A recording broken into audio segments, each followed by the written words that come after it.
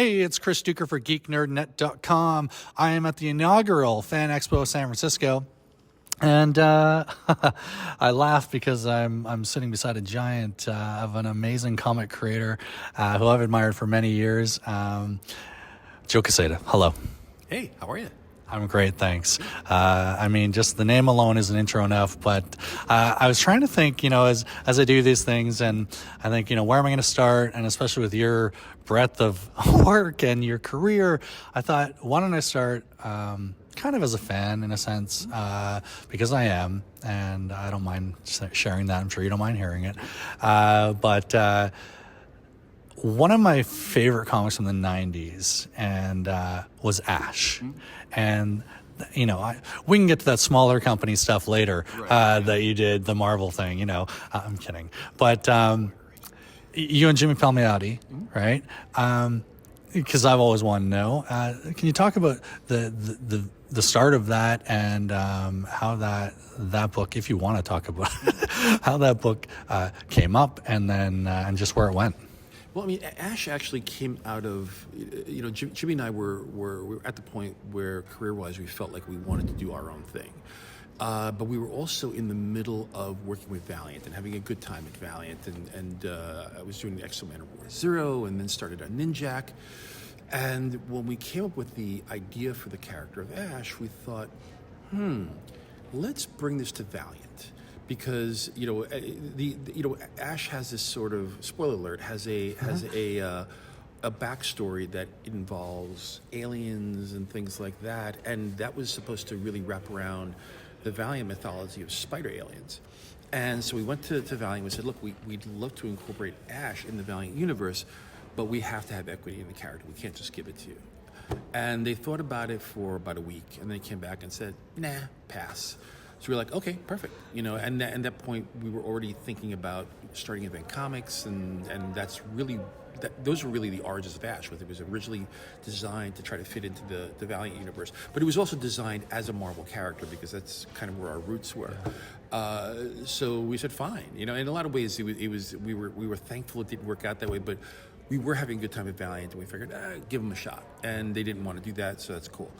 It worked out better for us anyway, in the long run. But the idea of a superhero firefighter, I can't tell you, because Jimmy and I had done so many things creatively at that point, I cannot tell you where the idea began or ended. Yeah.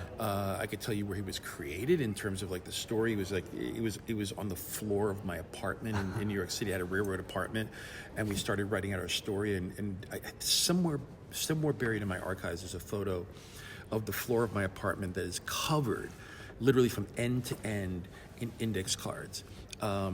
That it's not even the actual first issue. It's just backstories for each of the characters. We thought out every backstory for each of the characters because that's kind of the methodology that we worked with at the time. Yeah. I still have the index cards, but I have to find that photo. But the origins of Ash and the cast in that book all started in my apartment with Jimmy and I, just sitting there for hours and hours and hours, trying to come up with something that we thought was fun.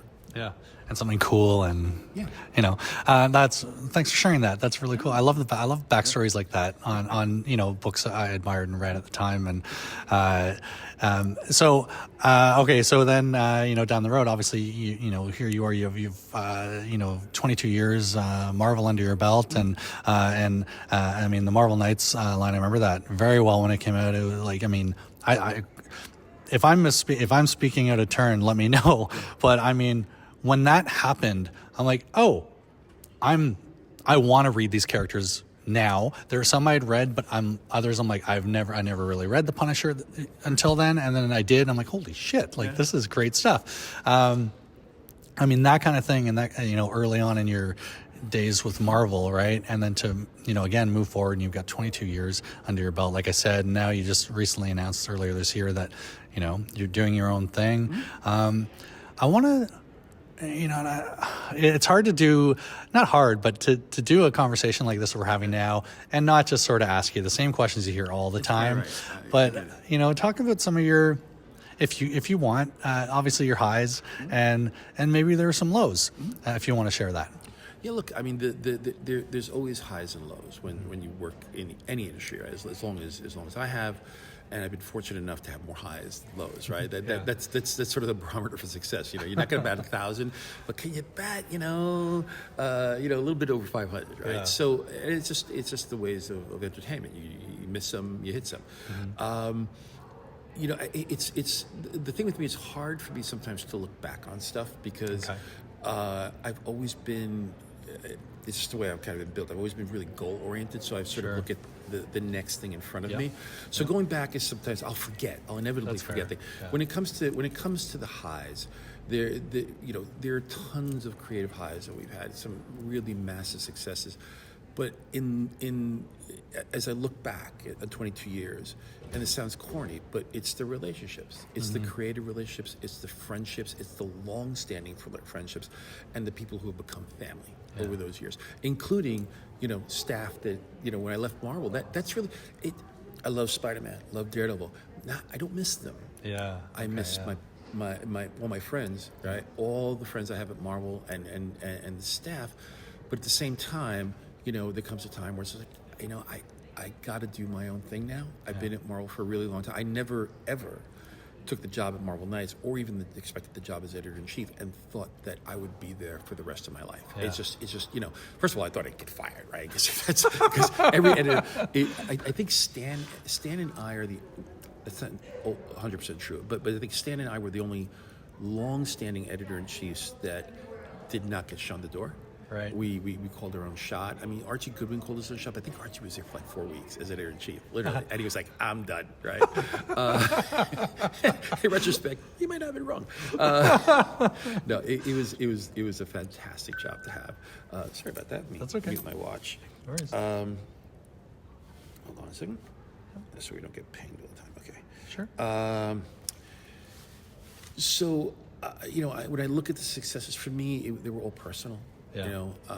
And I think at the end, and I put that in this in my release, which was, I was hired at Marvel to be a custodian to the characters, to make sure that the characters continued, in a way that was viable and commercial, and I didn't break anything on the way out.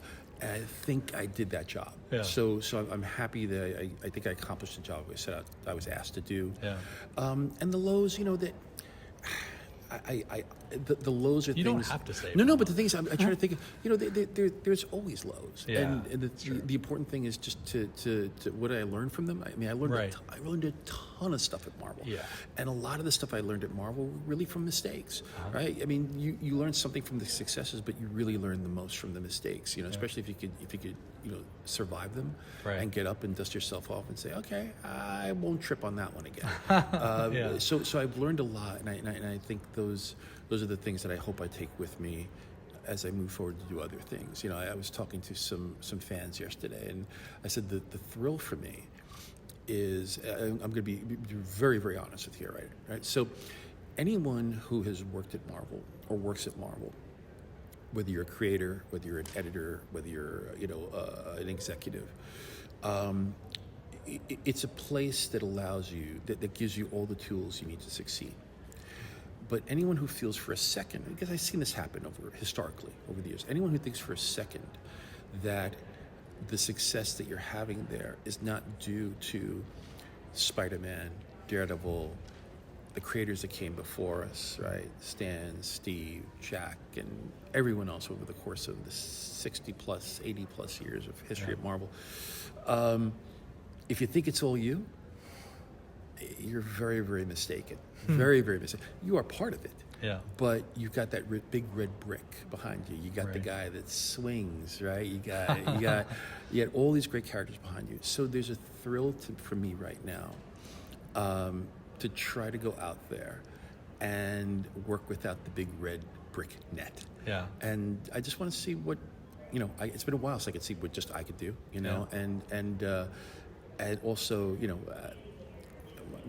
my daughter's, almost out of college and things like that. And I was like, I want to do some stuff that is non-Marvel for a while. And see. And by the way, this does not mean I'm not working for the company. I love the company. I love the people that work there, and I do love the characters.